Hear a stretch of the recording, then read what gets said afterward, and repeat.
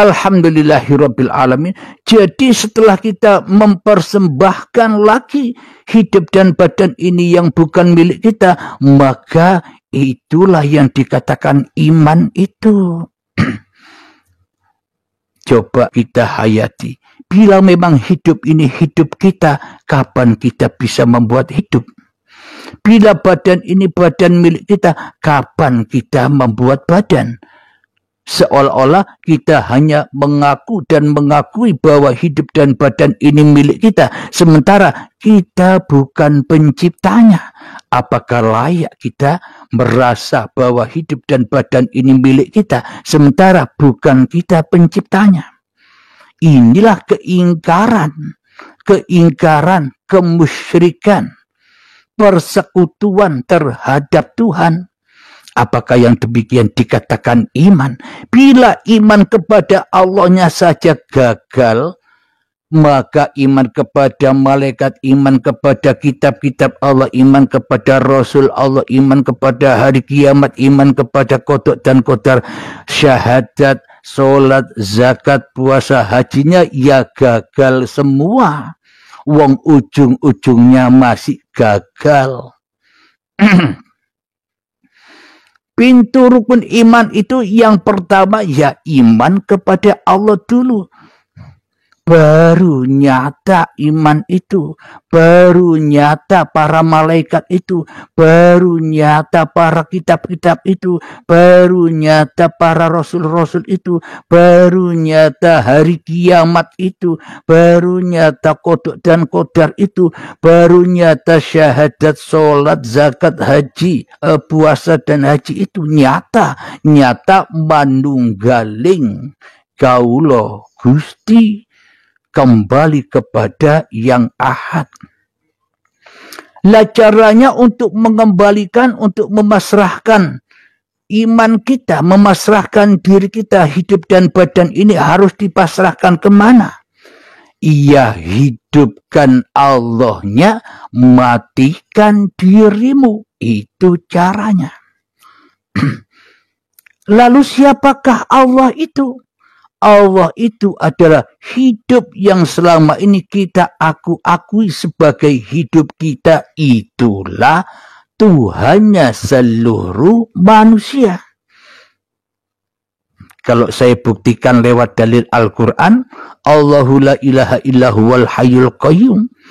Jadi Allah yang berhak disembah dialah hidup yang kekal, lagi terus menerus menghidupi, mencukupi segala ciptaannya. Jadi bila manusia memiliki hidup, bila manusia menciptakan hidup dan badan ini, maka manusia tak akan pernah mati lagi. Kenapa? Karena hidup ini hidupnya manusia. Hidup ya tetap hidup. Jadi Nabi Adam, Siti Hawa dan seluruh para nabi yang terdahulu masih hidup semua, kumpul dengan kita. Bila memang hidup ini milik manusia. Kenapa orang-orang yang terdahulu itu telah wafat dan kembali kepada Allah sebagai almarhum? Karena memang manusia tak punya hidup. Karena manusia tak punya badan. Semuanya hanya milik Allah sebagai sang Khalik, sang pencipta. Maka untuk merealisasikan iman ini ya harus kita menetapkan sebagai makhluk. Jadi makhluk ya tetap makhluk. Makhluk itu ya jangan jadi Khalik. Makhluk itu apa sih? Makhluk tidak bisa apa-apa. Makhluk tidak bisa menjadi siapa-siapa. Yang bisa berapa-apa dan yang bisa menjadi siapa-siapa ya hanya sang Khalik yang memegang kekuasaan di dalam pagelaran dunia ini. Jadi caranya memasrahkan diri kita adalah nrimo ing pandume Gusti, terima apa adanya, apa yang sudah berlaku pada diri kita. Itulah yang dimaksud iman kepada Allah. Itu yang pertama, untuk merealisasikan puasa bulan suci Ramadan yang akan kita jalani nanti. Jadi itu yang harus kita lakukan, menyerahkan diri kita kepada Allah, yaitulah Islam. Islam itu bukan Islam lambang. Islam itu menyerahkan, berserah diri. Perserahkan dirimu kepada diri Tuhanmu, yaitulah Islam di sisi Allah. Kalau kita belum memasrahkan diri kita kepada Allah, Islamnya ya Islam lambang, Islamnya ya Islam KTP, Islamnya ya Islam pengakuan hawa nafsu saja. Monggo ngopi dulu.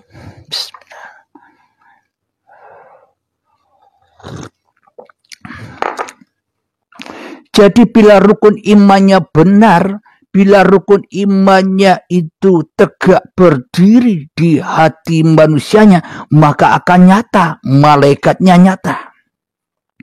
Bila Allahnya nyata, ya semua nyata. Tidak ada alam gaib lagi. Yang ada alam kenyataan. Bila manusianya sudah gaib, bila manusianya sudah tidak ada lagi. Tapi bila manusianya masih ada, tapi bila manusianya masih wujud, tapi bila manusianya masih hidup, maka dia akan percaya.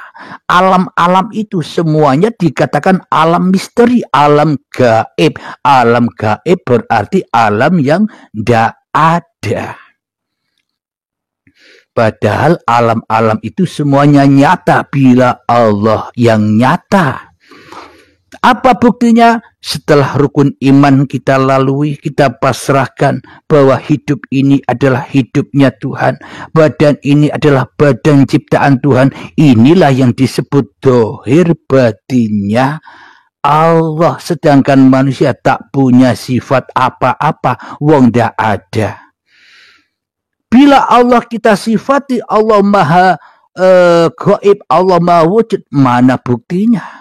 Wong selama ini kita yang menyatakan di dalam iman kita iman kepada diri kita sendiri daripada Allah. Kenapa? Karena yang wujud masih diri manusianya. Alhamdulillahirabbil alamin. Ketika sudah nyata iman kepada Allah bahwa yang wujud hanya Allah, la maujudan illallah, la ilaha illallah, yang ada hanya Allah, maka nyatalah malaikat-malaikat itu. Malaikat Jibril, dia yang membawa wahyu, dia yang membawa berita kepada setiap manusia. Berita apa? Berita yang ada di dalam diri manusia, yaitulah ayat-ayatnya Allah. Ayat-ayatnya hidup, ayat-ayatnya uripe Allah. Tapi ketika kita masih ada, kita takkan pernah bisa membaca ayat-ayat Allah, tapi kita hanya bisa membaca ayat-ayat diri kita sendiri, ayat-ayat hawa nafsu kita sendiri. Jibril mendatangkan kerentak di dalam hati kita, kun, wahai Halim, duduklah. Nah, ketika saya sudah duduk begini, maka fayakun, maka jadilah ia. Maka sambung antara kehendak dan kuasa, sambung. Inilah yang dimaksud kun fayakunnya Allah, bukan kun fayakunnya Abdul Halim. Selama ini kan Abdul Halim yang merasa mengakui bahwa kun fayakun ini hanya milik Abdul Halim. Kenapa? Karena hanya Abdul Halim yang ada. Karena ada Abdul Halim yang wujud, yang hidup, yang nampak, yang jelas dan berkuasa atas diri Abdul Halimnya sendiri. Seolah-olah semua apapun yang dilakukan oleh Abdul Halim ini dari kun fayakunnya hawa nafsu Abdul Halim sendiri. Karena Abdul Halim tidak punya Tuhan dan tidak mengakui Tuhan sebagai Tuhan, karena Abdul Halim sudah jadi Tuhan yang merasa punya kuasa dan yang merasa bisa menciptakan apa-apa. Menciptakan duduk, menciptakan berdiri, menciptakan memandang, menciptakan mendengar, menciptakan apapun yang dilakukan oleh Abdul Halim seolah-olah ciptaan Abdul Halimnya. Maka gugurlah iman kepada Allah. karena Allahnya tidak berlaku bagi Abdul Halimnya, karena Allahnya tidak dipertuhankan oleh Abdul Halimnya. Kenapa? Karena Abdul Halimnya masih ada, Allahnya ya gaib. Namun bila Allahnya sudah wujud nyata, maka Abdul Halimnya yang harus gaib. Abdul Halimnya yang harus kembali ke asal usulnya. Dari alam gaib ya kembali gaib. Dari alam ketiadaan ya kembali kepada ketiadaan. Yang ada hanya Allah. Inilah yang dimaksud iman. Inilah yang dimaksud inna dina indallahil Islam, agama yang lurus, agamanya para nabi dan agamanya para rasul.